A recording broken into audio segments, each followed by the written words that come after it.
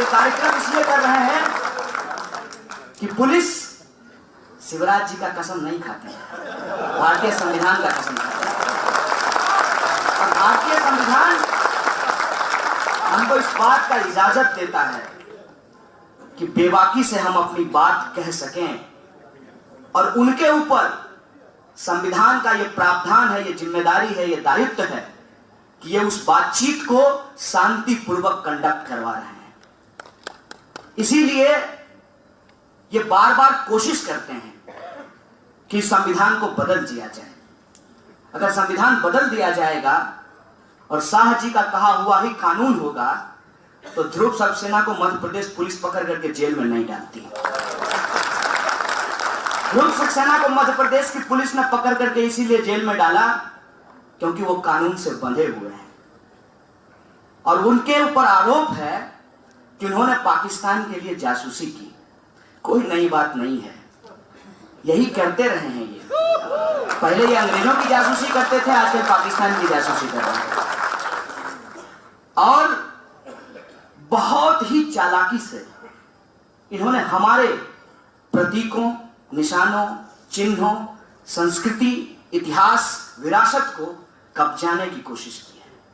लेकिन कहते हैं हमारे यहां कुत्ते को घी नहीं बचता है।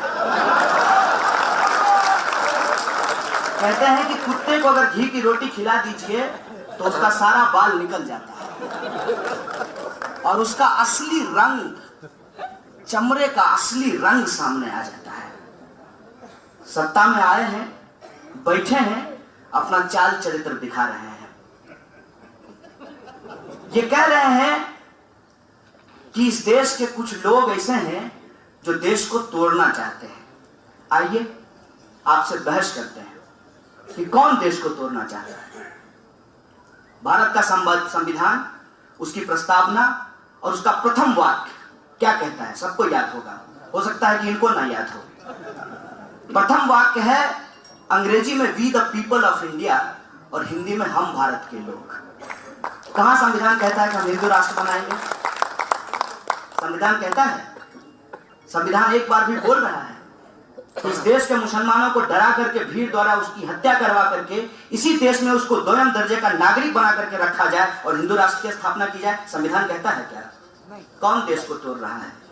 कौन इस देश के संविधान को नहीं मानता है? किसको इस देश की परंपरा और इतिहास और विरासत पे भरोसा नहीं है? ये बहस करने वाली बात है और ये बहस होने नहीं देना चाहते हैं। अगर बहस होगी, बात चलेगी तो दूर तलक जाएगी और पूछा जाएगा कि आरएसएस का कौन सा ऐसा व्यक्ति है जो फांसी पर चढ़ा है, उसका नाम बताइए। और यहां मैं अजय कानगू साहब के साथ आया था। उनके पिताजी पेरिन दाजी यहां बैठी हुई हैं, होमी दाजी, अजय लागू साहब। उन्होंने इंदौर शहर को बनाने में अपनी कुर्बानी दी है, खून पसीना बहाया है इस शहर को बनाने के लिए। और जानते हैं चौराहा किसके नाम पे है? वीर सावरकर के नाम पे। किस बात के वीर सावरकर हैं? वीर कौन होता है? आप ही बताइए। जो अंग्रेजों से माफी मांगता है वो वीर होता है? जो हंसते हंसते फांसी पर झूल जाता है वो वीर होता है? ये सवाल मैं आपसे पूछना चाहता हूं। बहस करेंगे, इतिहास पे बहस करेंगे, संस्कृति पे बहस करेंगे, आपके हिंदू राष्ट्र के विचारों पे बहस करेंगे। आपको मालूम है कि हिंदू धर्म क्या है? कितना जानते हैं आप अपने ही प्रतीकों को? भगवा रंग लेकर के आए थे आज, उनको पता है भगवा रंग का इतिहास क्या है? इस देश में किन लोगों ने भगवा रंग को उठाया है और भगवा रंग किसका प्रतीक है? हमारे तिरंगे में भी एक रंग है जो भगवा है। भगवा रंग वीरता का प्रतीक है, कायरता का प्रतीक नहीं है। और माफी मांगने वाला वीर नहीं हो सकता है, और उसके जो विरासत को लेकर आगे बढ़ने वाले हैं वो तो कतई वीर नहीं हो सकते हैं। कहते हैं बापा ही पूत पड़ापत घोरा, नहीं कुछ होता थोरबो थोरा।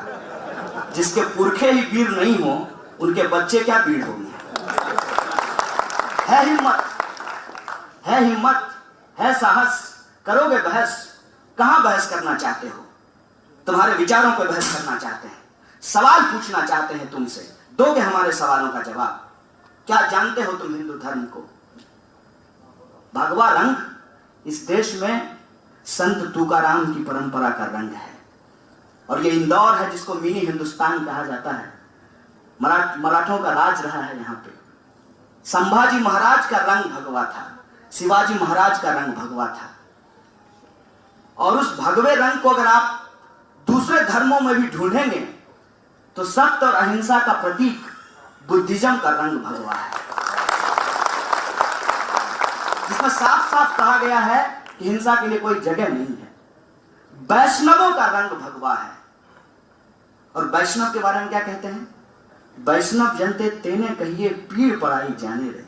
जो भगवा रंग लेकर के गर्भवती महिलाओं के बच्चे का पेट चीर करके उसके बच्चे को तलवार से काट देते हैं, वो कैसे वैष्णव हैं? और ये उनकी कौन सी अहिंसा है? ये कौन सा भगवा रंग है? ये सवाल मैं उनसे पूछना चाहता हूं।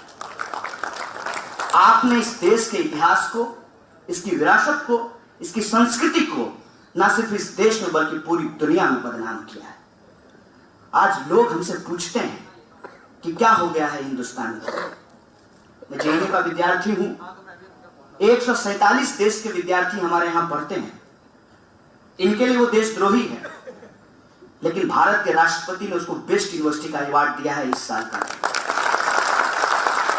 और उस यूनिवर्सिटी में सवाल पूछा जा रहा है कि इस देश को हुआ क्या है।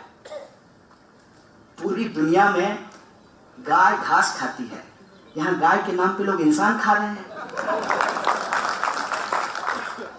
माता क्या होती है? माता क्या जानते हो तुम माता के बारे में? यशोदा को मालूम था कि कृष्ण उसके बेटा नहीं है, लेकिन वो देवकी से ज्यादा लाड़ प्यार यशोदा कृष्ण को करती थी। और तुम माता का नाम लेकर के किसी के पुत्र को मार दे रहे हो। जिसके पुत्र को तुम मार रहे हो उसकी माता नहीं है क्या? और क्या वो भारत माता नहीं है? ये सवाल मैं तुमसे पूछना चाहता हूं। क्या नजीब की मां भारत माता नहीं है? क्या रोहित वेमुला की मां भारत माता नहीं है? क्या जुनैद और पहलू की मां भारत माता नहीं है? और मंदसौर में जिन किसान के बच्चों को मार दिया गया उनकी मां भारत माता नहीं है?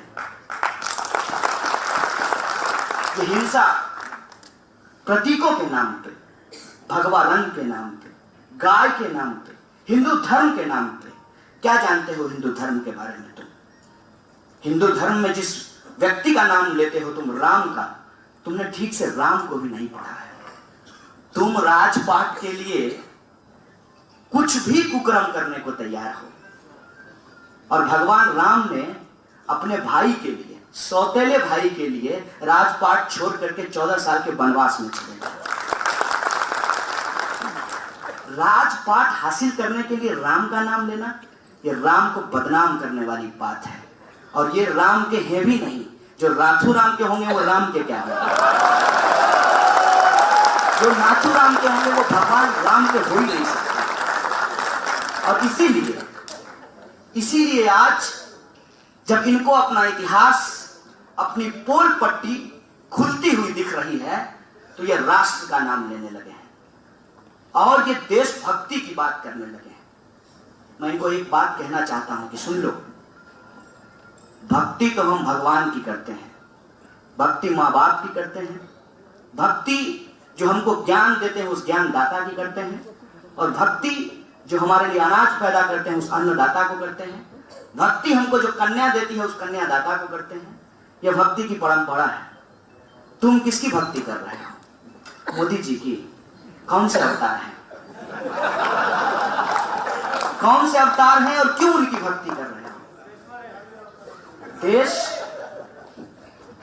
देश जो है वो प्यार करने की चीज है। और प्यार और भक्ति में एक बात समझ लीजिएगा, भक्ति में हमेशा ऊंच नीच होती है। कोई बड़ा होता है, कोई छोटा होता है। देश और देशवासी के बीच में ऊंच नीच का संबंध नहीं होता है, बराबरी का संबंध होता है। इसीलिए मैं अपने आप को हमेशा देशभक्त की बजाय देश प्रेमी कहलाना पसंद करता हूं, क्योंकि प्रेम हमेशा बराबरी की बुनियाद पर खड़ी होती है। और हमारी जो देश की संकल्पना है उसमें यही बात कहा गया है कि देश देश के लोगों से बनता है। और जब देशभक्ति का विमर्श इस देश में है और जब हम इस बात को संविधान से मानते हैं कि देश देश के लोगों से बनता है, तो जब देश के लोग मर रहे हैं, ठीक उसी वक्त राष्ट्रवाद का बहस क्यों खड़ा किया गया है? क्योंकि ना इनको देश में भरोसा है, ना देश के लोगों में भरोसा है। इनको सिर्फ और सिर्फ पीएमओ की गद्दी में भरोसा है। इसीलिए इस पूरे बहस को, विमर्श को भटकाने की कोशिश की जा रही है। एक सवाल पूछा जाए इनसे ही, किसी भी मसले को लेकर के। अभी पिछले 1-1.5 सालों में कई ऐसी घटनाएं हुई हैं जिस पे खुले विमर्श की जरूरत है। मैं शुरुआत करना चाहता हूं खुद से ही। मुझे देशद्रोही कहा गया और इत्तेफाक देखिए इस देश का, कि इस देश का जो कॉमेडियन है वो जर्नलिस्ट बन गया है और जो जर्नलिस्ट है वो कॉमेडी कर रहे हैं। आज के अखबार के न्यूज को मैं पढ़ रहा था, मैं नाम नहीं लेना चाहता हूं क्योंकि मैं मोदी जी की तरह हेडलाइंस को पॉपुलर नहीं करना चाहता। उस अखबार में लिखा कि कन्हैया कुमार जो अफजल गुरु का बरसी मना करके प्रसिद्ध हो गया। अरे भाई, हम तो नहीं मनाए अफजल की बरसी, तुम तो हर साल गोडसे की बरसी मनाते हो, फिर भी क्यों नहीं प्रसिद्ध हुए? इसका मतलब तुम मानते हो कि अफजल गुरु जो है ज्यादा ताकतवर आतंकवादी है गोडसे की तुलना में। ये कहने का क्या मतलब है? ये कहने का मतलब ये है कि अखबार लोगों को सूचना देने के लिए नहीं है। वो अखबार जिसमें ये न्यूज छपा है वो लोगों को गुमराह करने के लिए है। और ये गुमराह क्यों कर रहे हैं? ये सवाल उनसे मैं पूछना चाहता हूं कि आप वहां मौजूद थे जब मैंने अफजल की बरसी मनाई?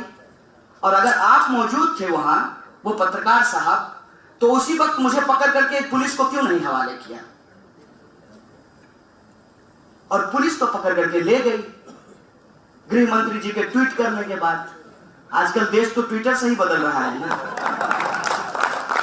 तो जब पुलिस पकड़ करके ले गई और पुलिस ने मेरे बाप का कसम नहीं खाया है, इस देश के संविधान का कसम खाया है, और मैं रिश्तेदार भी नहीं हूं, तो पुलिस ने मुझे क्यों छोड़ दिया?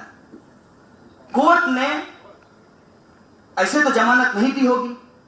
यहां कुछ पुलिस वाले खड़े हैं, कोई भी पुलिस वाला मिले तो उसको पूछिएगा कि कोर्ट का प्रोसीजर क्या होता है। माथुर साहब बहुत बड़े वकील हैं, कि जमानत ऐसे नहीं दी जाती है।